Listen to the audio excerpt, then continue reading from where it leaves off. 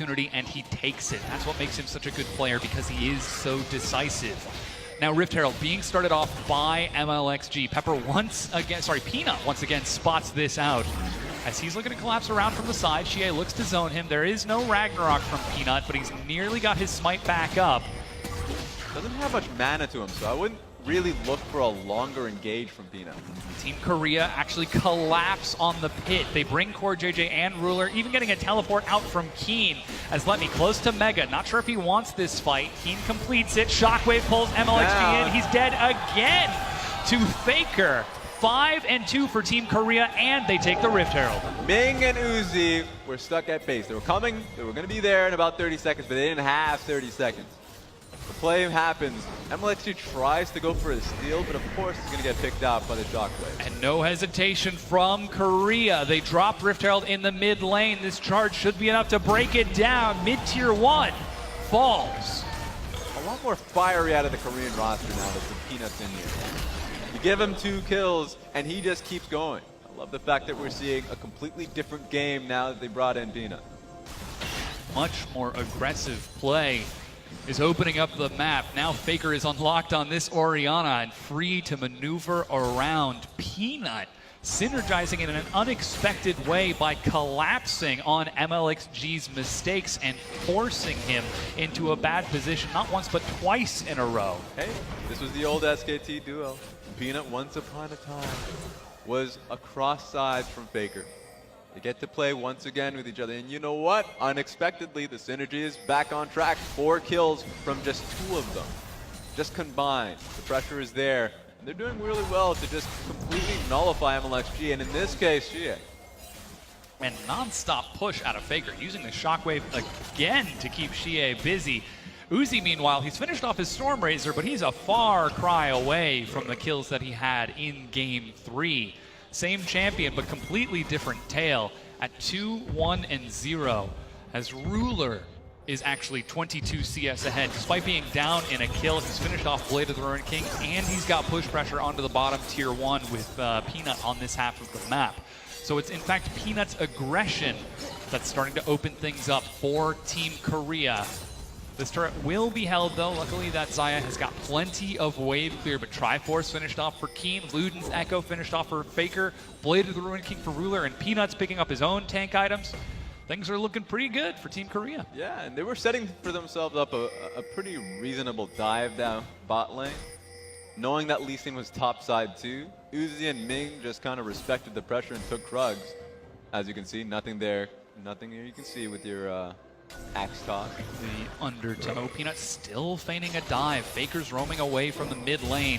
Ruler steps up, but Ming doesn't take the bait. Uzi does, though. That's the cask again.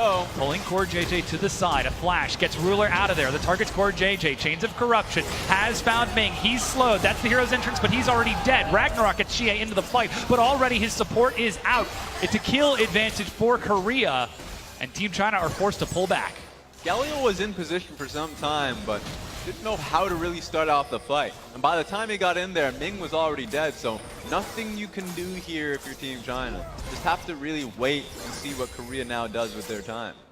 And that was Team China trying to make the best of a bad situation. They knew that Peanut was nearby, and they tried to find a kill before he could get in, but unfortunately Ming, not quite tanky enough, ends up going down for the 3rd death of his team.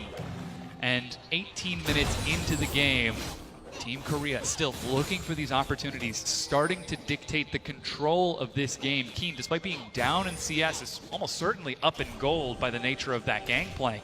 Already finishing off that Triforce, as we said, going to become a threat later on, but now the Infernal Dragon is up. Team China are losing control of the river. 3 Infernal Dragons in a row. It was really special that China was able to get the 2nd one, but they cannot stop the 3rd one. You have to see a miracle run. Maybe Let Me joins in the next fight. Doesn't have teleports, so we'd have to make the travel. But here we go, they're actually committing to this. Stepping up, attacks the turret. MLXG follows through. They manage to get the snare. Let Me happy to tank these hits. Keen soaking the damage as Shie joins the fight and finishes it off.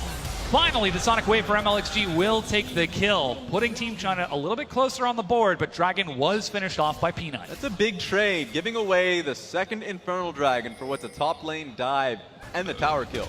But remember, Korea's actually have a lot of members in the bottom side of the map, so you're giving away the bottom lane tower as well.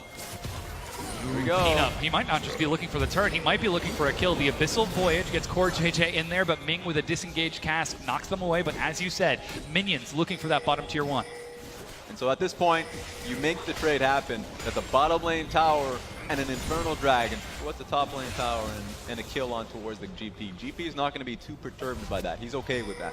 So this is just a good trade from Korea as a whole. And that's unlocking, though they are looking to take the top tier 2. Keen is back up. He's got no cannon barrage, but MLXG sets to finish it off. 2 turrets for 2, and Team China are keeping pace. You can be creative with that now, looking for the next dragon. Baron is up in about 2 seconds, but we're seeing a collapse. Yeah, Faker with blue buff uses the Dissonant Shockwave again onto MLXG. He's been caught by that spell so many times. Despite the flash, Faker gets the kill.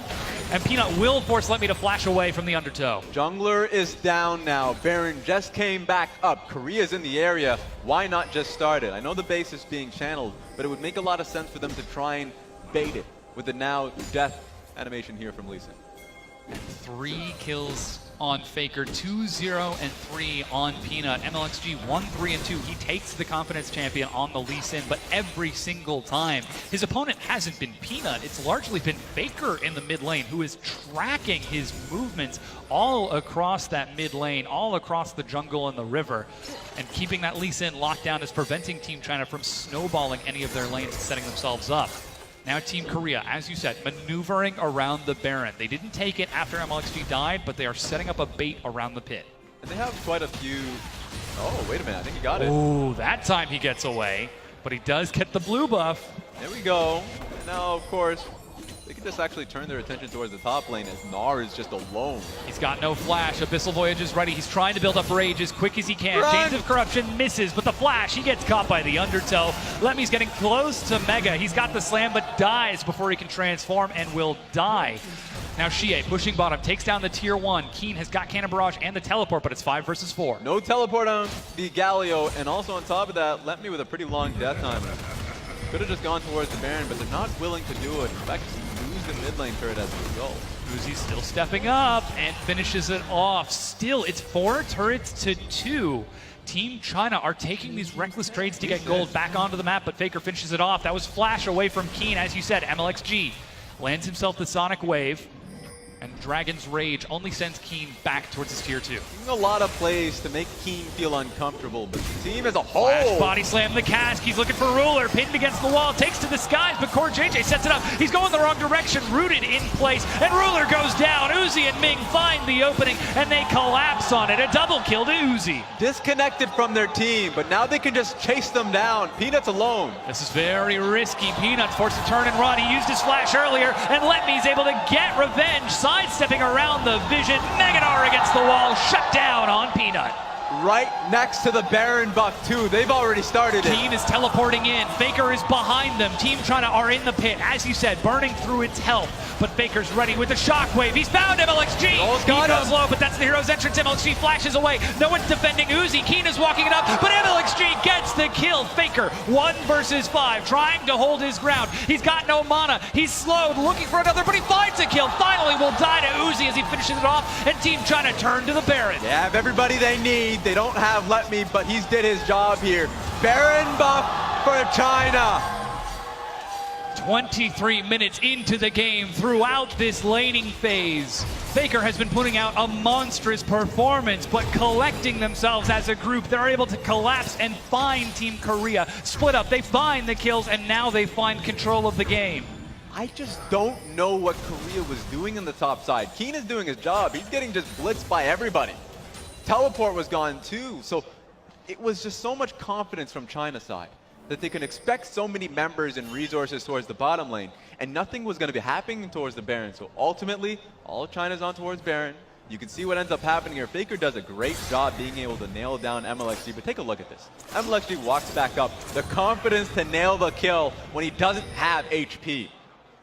So very close. Faker finally gets the kill onto Let Me in the end, but Uzi with the flash auto from Stormrazers locks it down. Now Baron for Team China. All of those turrets that they've been trading earlier are about to pay off as they're pushing up to the tier 2. Peanut low. He's rooted the Ragnarok, and he walks away with his life. But that's a primary initiator. That Olaf gone. The wave clear is non-stop. Faker's trying to push it out, but he already used his shockwave. It's still on cooldown, and Let Me is prepping a wave bottom. The Baron buff cannon minion too. Ragnarok used by Olaf. Even if he joins up, won't have the ability to just get in there. Faker's trying to hold aggro. He's got flash, but pinned against the wall. Shea finds no opportunity. Forced to use the stopwatch and stall this fight out. Uzi tries to keep him standing, but Shea with a late flash. He escapes, but dies at the last second. Faker lands the auto attack onto Uzi, chases it down, looking for another. He knows there's no flash. He lands the damage, trades the kill 1-for-1. That's a big damage source for another, but that's Baron now missing. Peanut gets back in as MLXG goes down. China overextend, and Faker makes them pay. Uzi does his best to get Faker off of him, but Faker does his job. 4 members down. Here we go now. Gonna get more than this. Ming drops the barrel roll to try and clear out the minions, but what was an advantage for Team China swings back to Team Korea. They break down the mid-tier 2, bringing it to 5 turrets to 4. And the abyssal voyage towards this third dragon, this last elemental drake, second to last elemental drake for Team Korea. As they get themselves an ocean. 25.5 minutes in, this game is back and forth and dead even. At the very least, Let Me still has his Baron buff. And he's been the one split pushing. Blade of the Rune King right on him. You can hear the audience cheering it because this is a very close game.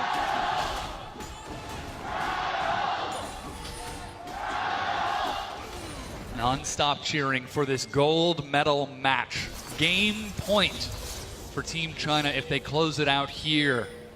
And everyone is on the edge of their seat as to how this is going to shake out. Blue buff now being taken by Xie as once again Team China playing around the map, trying to deny the vision that Peanut needs to use if he wants to look for a flank to chase someone down. And that's the case here. Even though the fight went in towards Korea's favor, Baron buff is still there from the Gnar. He's already hiding and now going back towards the bottom lane. Pressure is still there because Ming is holding the mid lane with Baron too, so it's not completely gone. It was a great defensive measure from Korea, but you have to try a second time. They need to be able to break the inhibitor line of Team China to really lock down map control. As you said, you can see that 1-3-1 control from the Galio and Gnar, splitting open the map. Uzi at 6-2-1. He's at 3 items with a Vamp Scepter. Doesn't have his QSS yet, so there still is some opportunity for Ruler to lock him down. But he's been playing so well this entire series and constantly controlling these waves, constantly keeping Team Korea on the defensive has been the recipe for success for Team China in this best of 5. And much like how that last fight ended, it really does feel like it's Uzi versus Faker. Faker's last couple team fights have just been insane. And even though the last Baron fight still ended with China taking the Baron, Faker still got a kill off of it. So he's 6-2-2 at this point. 3 items and a half if you just point out